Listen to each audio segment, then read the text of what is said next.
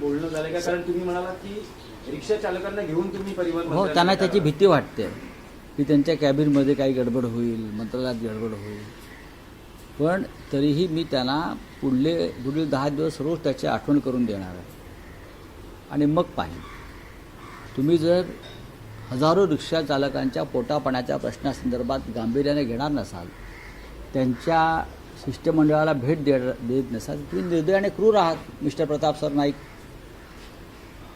तुमच्याकडे डेलिगेशन वेळ मागताय, तुम्ही करता काय? मग काम काय आहे तुम्हाला? एस टी तोट्यात आहे, तुमच्याकडे काम काय? मग जे नाके आहेत सगळे तिकडले कलेक्शन हे तुमचं काम आहे का? माझ्याकडे सगळी माहिती आहे, कोणत्या नाक्यावरून कुठे काय जात आहे ते. जर परिवहन मंत्र्यांकडे माहिती नसेल तर मी त्यांना देतो काय होतं आहे ते. रिक्षा चालकांच्या डेलिगेशनला त्यांना भेटावं लागेल. रॅपिडो संदर्भात तुम्ही काही रॅपिडो मुद्दे उपस्थित केले. रॅपिडो आज कंपनी रॅपिडो एक मोठ्या इव्हेंट्सचाही अनेकदा प्रायोजक असतो. हो, अनेक मंत्र्यांच्या, त्याच्यामध्ये प्रताप सरनाईकसुद्धा आहेत. ज्या रॅपिडोमुळे हजारो रिक्षा चालकांची नोकऱ्या, रोजगार बुडालेला आहे, त्या रॅपिडोने गेल्या काही काळामध्ये कोणत्या दहीहंड्या, कोणते गणेशोत्सव, कोणत्या मंत्र्यांच्या नेतृत्वाखाली झालेले गणेशोत्सव, दहीहंड्या, त्यांना किती कोटी रुपये दिले, याची माहिती देवेंद्र फडणवीस यांना घ्यावी लागेल.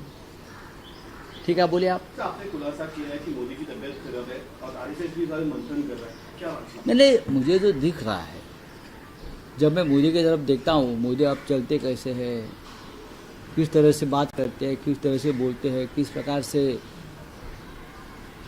उनके चेहरे पर चिंता दिख रही है, लगता है मोदी बीमार है.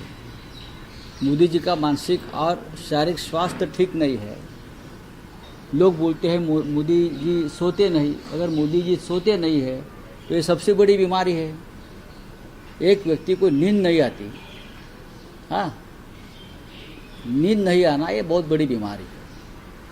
कौन से चिंता में वो फंस गए हैं, देखना पड़ेगा.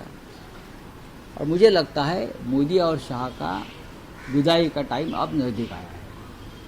सर कांदे पे है सर कि 60% कांदे का भाव बढ़ गया है, इसलिए जिसके ऊपर कांदे एक्सप्रेस निकालने वाले हैं, ये खुलासा है. तो ये किस तरह की राजनीति हो गई? अभी कांदे की राजनीति देश में हमेशा चलती आई है ना. तो महाराष्ट्र में उसका फायदा नहीं हो रहा है. अभी देखेंगे, उस विषय में जो एक्सपर्ट है उनसे बात करनी पड़ेगी.